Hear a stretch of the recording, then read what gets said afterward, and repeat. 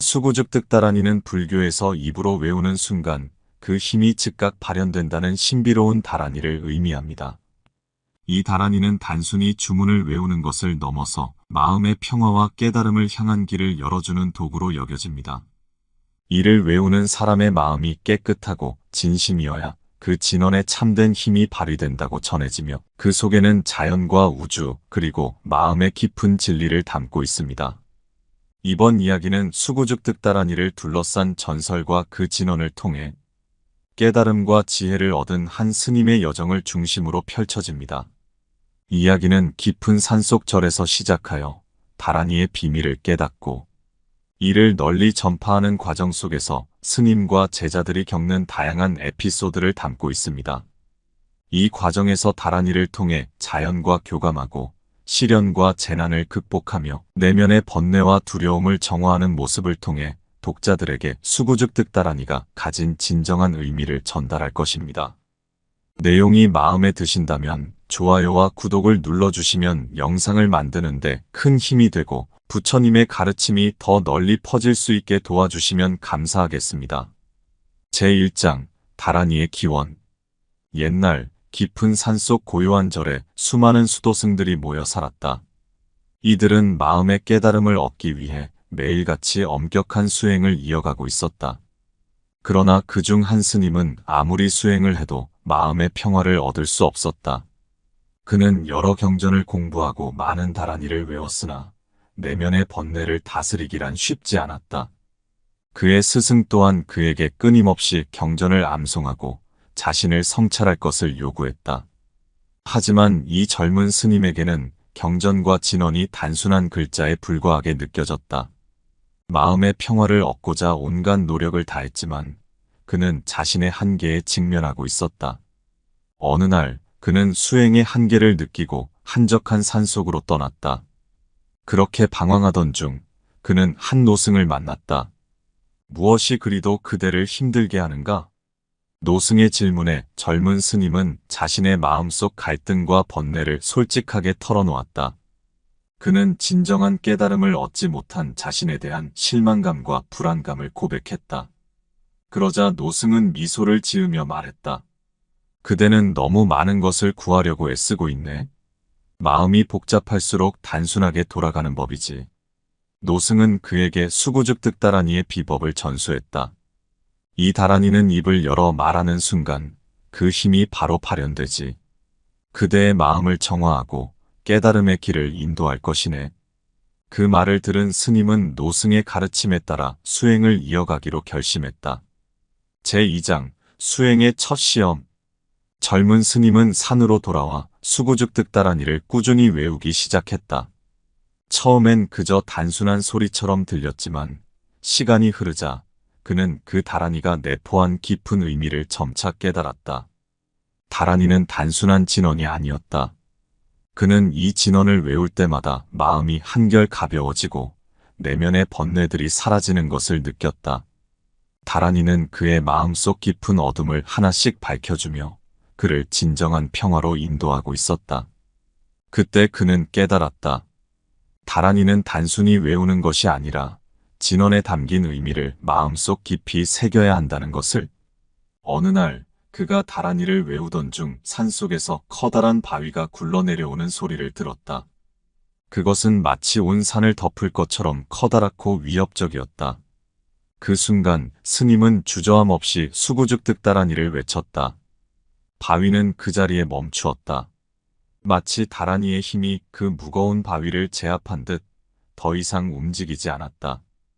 이 사건은 스님에게 다라니의 강력한 힘을 증명해 주었고 그는 더욱 깊이 수행에 몰두하게 되었다. 그는 자신이 올바른 길을 가고 있음을 확신했고 이를 통해 그의 수행은 한 단계 더 성장하게 되었다. 제3장 마을의 위기. 수구죽득다라니를 익힌 스님은 이제 많은 이들에게 도움을 주기 시작했다. 어느 날 그가 사는 산 근처의 작은 마을에 심각한 가뭄이 닥쳤다. 땅은 갈라지고 농작물은 말라갔다. 마을 사람들은 비를 기원하며 제사를 지내고 기도했으나 아무리 시간이 지나도 하늘은 흐려지지 않았다. 결국 마을 사람들은 스님을 찾아와 도움을 요청했다. 마을에 도착한 스님은 메마른 들판과 말라버린 나무들을 보고 깊은 생각에 잠겼다. 그는 다란이가 단순히 하늘에서 비를 내리게 하는 주문이 아니란 것을 알았다. 스님은 마을 사람들에게 말했다. 여러분의 마음이 진실하고 정결해야 합니다. 비는 마음에서 시작됩니다. 여러분의 진심 어린 마음이 하늘에 닿을 때 비는 내릴 것입니다. 그 후 스님은 마을 중앙에 있는 커다란 바위 앞에서 수구죽득 다란이를 외웠다. 그가 다란이를 외치자 하늘이 서서히 어두워지더니 이내 굵은 빗줄기가 쏟아졌다. 마을 사람들은 기뻐하며 스님에게 감사를 표했다. 스님은 겸손하게 말했다. 이 모든 것은 다란이의 힘입니다. 저의 능력이 아니라 여러분의 진심 어린 마음이 하늘에 닿은 것입니다. 스님의 말에 마을 사람들은 그제서야 자신들의 마음을 돌아보며 참회의 기도를 드렸다. 그리고 그들의 믿음은 더욱 단단해졌으며 스님의 가르침을 존경하게 되었다. 제4장 시련의 밤. 그러나 모든 것이 순탄할 수만은 없었다. 어느 날 밤 스님은 꿈속에서 거대한 악귀를 마주하게 되었다. 악귀는 그에게 다가와 그의 수행을 방해하려 했다. 스님은 두려움에 떨었지만 곧 마음을 가다듬고 다란이를 외치기 시작했다. 꿈속에서도 다란이의 힘은 강력했다. 악귀는 곧바로 사라졌고 스님은 다시금 평온한 마음을 되찾았다. 이 일은 그에게 또 다른 깨달음을 주었다. 다란이는 외적인 상황뿐만 아니라 내면의 어둠과 두려움마저도 물리칠 수 있는 힘을 가지고 있었다. 이 악귀는 단순한 꿈이 아니었다. 스님의 마음속에 남아있던 불안과 두려움이 형상화된 것이었다. 그는 이 꿈을 통해 자신의 내면을 더 깊이 성찰하게 되었고 다란이가 단순한 외적 위협을 물리치는 주문이 아니라 자신의 마음속 문제를 해결하는 도구임을 알게 되었다. 이 깨달음을 얻은 후 스님은 더 이상 악몽에 시달리지 않게 되었다. 그는 내면의 평화를 완전히 되찾았고 그 어느 때보다도 강한 마음으로 수행을 이어갈 수 있었다. 제5장 수구죽득 다란이의 전승. 스님은 수구죽득 다란이를 통해 많은 시련과 시험을 이겨내며 깨달음을 향해 나아갔다. 시간이 지나 그는 자신이 배운 이 귀한 진언을 후대에 전수하기로 결심했다. 스님은 오랜 시간 동안 홀로 수행을 이어오며 많은 깨달음을 얻었지만 자신만의 깨달음에 머무르지 않고 이를 널리 전파해야 할 시기가 왔음을 직감했다. 마침 산속 깊은 곳에 새로운 제자들이 찾아오기를 기다리던 때였다. 어느 날 3명의 젊은 수행자들이 스님을 찾아왔다. 그들은 여러 산과 절을 돌며 스승을 찾고 있었고 마침내 스님의 명성을 듣고 이곳까지 오게 되었다. 이들은 모두 각기 다른 고민을 안고 있었는데 한 명은 욕심을 버리지 못했고 또 다른 이는 두려움에 사로잡혀 있었으며 마지막 수행자는 끊임없는 번뇌에 시달리고 있었다.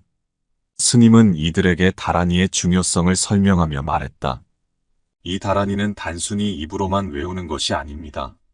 마음이 깨끗하지 않으면 그 진언의 힘은 발휘되지 않습니다. 스스로의 마음을 먼저 정화한 후에 다란이를 외워야 합니다. 제자들은 처음에는 그 의미를 완전히 이해하지 못했다. 하지만 스님은 서두르지 않았다. 그는 제자들에게 자신이 걸어온 길을 설명하며 다란이의 진정한 힘을 얻기 위한 과정을 차근차근 가르쳤다. 욕심과 두려움, 그리고 번뇌는 우리 모두의 마음속에 깊이 자리하고 있네. 그것들을 억지로 없애려고 애쓰지 말고 그저 다란이를 외우며 그 마음을 바라보게.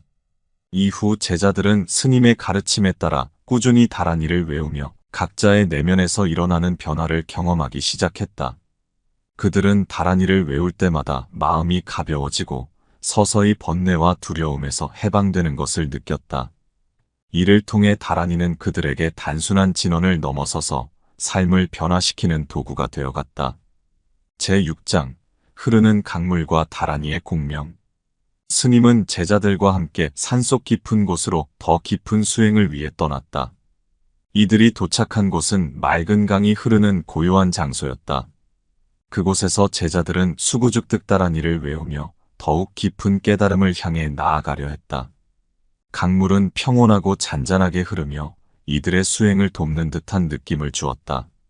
제자들은 매일같이 강가에 모여 다란이를 외우며 자연과 하나 되는 경험을 했다. 어느 날 스님은 제자들에게 말했다. 강물의 흐름을 보게. 이 물은 마치 우리의 마음과 같네. 물은 장애물을 만나도 흐름을 멈추지 않지. 그것이 바로 마음이 다란이와 함께 흐를 때의 상태일세. 스님의 말에 제자들은 자연과 자신들의 마음을 더욱 깊이 바라보게 되었다. 그들은 다란이를 외울 때마다 물소리와 자신들의 목소리가 하나로 섞이는 것을 느꼈다. 강물은 점차 더 잔잔해졌고 마치 다란이의 소리에 응답하듯 고요해졌다. 제자 중 한 명이 질문했다. 스승님, 왜 우리는 강물 앞에서 다란이를 외우는 것입니까? 스님은 미소를 지으며 대답했다. 자연은 우리와 분리된 것이 아니네. 이 강물도 저 바람도 모두 우리 마음의 일부이지.